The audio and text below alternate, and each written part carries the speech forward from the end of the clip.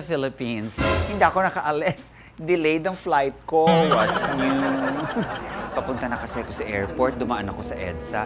O di syempre, na-late ako. Kasi yung tagal-tagal ko naghintay doon. Kaya habang naghintay, dito muna ako sa inyong studio. Sa mga hindi nakapanood ng international movie na pinagbidahan ko, magpapakilala po ako. Baka kasi isipin ninyo na ako si Maria Leonora Teresa, ang manika ni Ate Guys.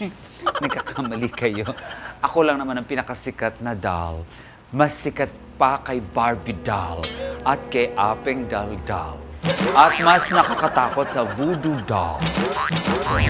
Si Ana Bill. Panganay sa magkakapatid na electric bill, water bill, at internet bill. Di ba nakakatakot? O alam ko kasi pag dumarating na ang mga kapatid ko mga bill sa bahay ninyo, tinataguan ninyo. Kinakabahan na kayong makita. What more kung ako pa ang nakita ninyo?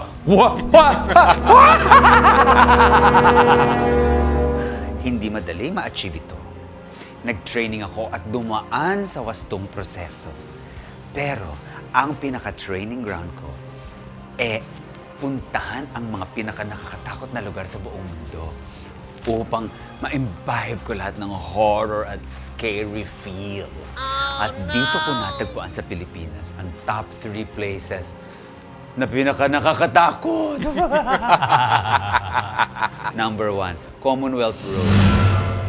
Isa yan sa pinaka-nakakatakot na lugar na napuntahan ko. Hindi ako halos makakilos. Nanigas ang buong katawan. At lalo na nung patawid ako, nakakatakot dahil pag nahagip ka ng mga rumaragas ang sasakyan dyan, ay maiiwan kang pira-piraso na parang confetti.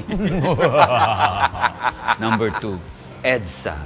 Ayun na naman, yan ang wag na wag niyong papasukin na lugar.